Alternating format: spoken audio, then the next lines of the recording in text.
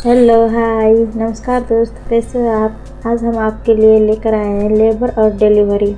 गर्भावस्था के 9 महीने का फेज किसी भी महिला के लिए आसान नहीं होता है और जैसे जैसे डिलीवरी का समय करीब आता है शारीरिक और मानसिक उथल पुथल बढ़ जाती है।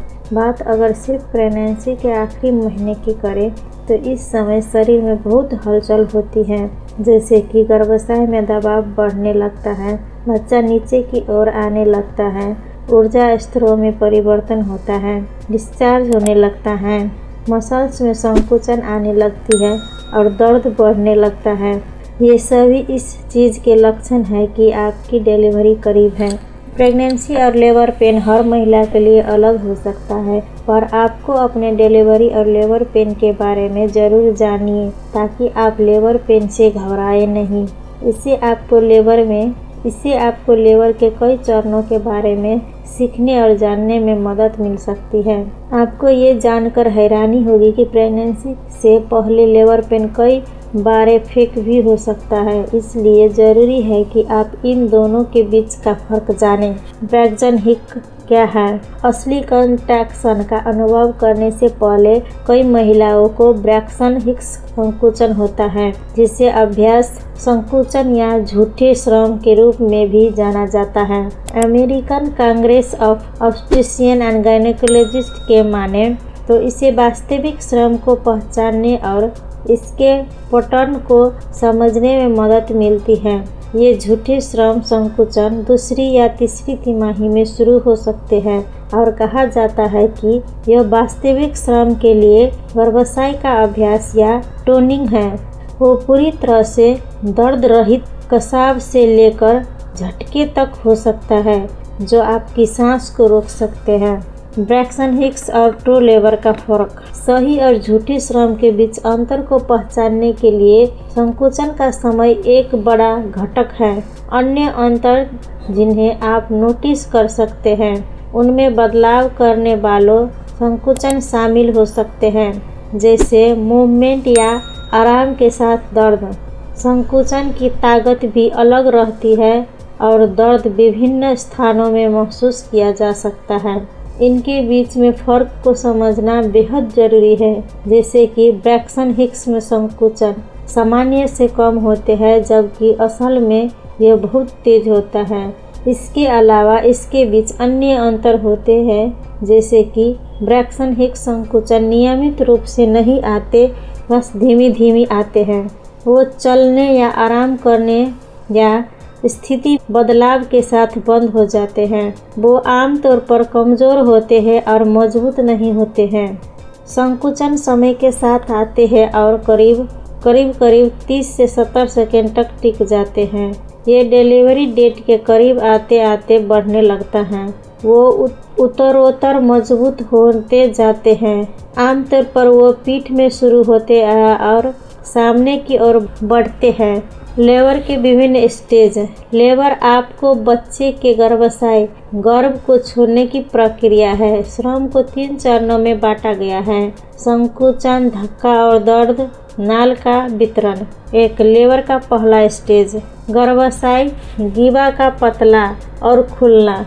श्रम के पहले चरण के दौरान संकुचन आपके गर्भाशय ग्रीवा को पतली करने में मदद करते हैं और खोलना शुरू करते हैं। इसे आरक्षण और फैलाव कहा जाता है। जैसा कि आपका गर्भाशय ग्रीवा पतला होता है, आपका डॉक्टर से मापेगा 1 सेंटीमीटर आधा इंच से थोड़ा कम है। इस अथवा के दौरान आपका गर्भाशय ग्रीवा लगभग 10 सेंटीमीटर चौड़ा हो जाएगा। श्रम का यह पहला चरण आमतौर पर पहले बच्चे के लिए लगभग 12 से 13 घंटे और दूसरे बच्चे के लिए 7 से 8 घंटे तक रहता है। श्रम के पहले चरण में 3 भाग होता है। प्रारंभिक लेबर। गर्भाशय ग्रीवा को पतला करने की शुरुआत ग्रीवा 4 सेंटीमीटर तक होती है। ये वक्त ज़्यादातर घर पर ही बीत जाता है। अपनी सामान्य गतिविधियों करते रहने का प्रयास करें। इस दौरान आराम करें, हल्का भोजन खाएं और आपके संकुचन का ट्रैक रखें। अगर आप गतिविधि बदलते हैं तो संकुचन दूर हो सकते हैं, लेकिन समय के साथ ये मजबूत हो जाएगा। Active labour. गर्भाशय ग्रीवा को पतला करने की शुरुआत ग्रीवा 4 से 7 सेंटीमीटर से होती है। यह तब होता है जब आपको अस्पताल जाना चाहिए, जब आपको पास हर 3 से 4 सेंटीमीटर में संकुचन होता है और उनमें से प्रत्येक लगभग 60 सेकंड तक रहता है, तो अक्सर इसका मतलब है कि आपका गर्भाशय ग्रीवा तेजी से लगभग 1 सेंटीमीटर प्रति घंटा खुल रहा है। आप अपने संकुचनों से निपटने में अधिक शामिल होने के साथ बात नहीं करना चाहते हैं। जैसे जैसे आपका श्रम आगे बढ़ता है, आपने पानी का थैला टूट सकता है, जिसे तरल पदार्थ का गम बन सकता है। पानी के बैग के टूटने के बाद आप अपना संकुचन को तेज करने की उम्मीद कर सकते हैं। धीमी गति से आसान सांस लेना आमतौर पर इस समय सहायक होता है। सकारात्मक आराम करने वाली चीज़ों को करना या संगीत पर ध्यान केंद्रित करना भी सहायक हो सकता है। मालिश और गर्म या ठंडे सेक को बदलने से आप बेहतर महसूस कर सकते हैं। चलने, खड़े होने या सीधे बैठने से श्रम प्रगति में मदद मिलेगी। दूसरा चरण, गर्भाशय ग्रीवा को पतला करने की शुरुआत ग्रीवा 7 से 10 सेंटीमीटर से हो सकता है। अधिकांश महिलाओं के लिए यह श्रम का सबसे कठिन या दर्दनाक हिस्सा है।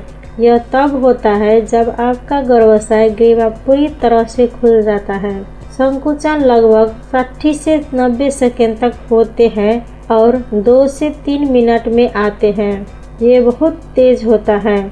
आप थका हुआ, निराश या चिड़चिड़ा महसूस कर सकते हैं और आपके छूने से भी दर्द हो सकता है। आप पसीने से तर, अपने पेट के लिए बीमार, अस्थिर, गर्भ या ठंडा महसूस कर सकते हैं। हालांकि आपको पूरे श्रम में सबसे धीमी गति से सांस लेने में आसानी हो सकती है। श्रम का दूसरा चरण, आपका बच्चा बर्थ कैनल से बाहर आता है। श्रम का दूसरा चरण तब शुरू होता है जब गर्भाशय ग्रीवा पूरी तरह से पतला होता है और आपके बच्चे के जन्म के साथ समाप्त होता है। संकुचन बच्चे को बर्थ कैनल के नीचे धकेलते हैं और दबाव बढ़ता चला जाता है।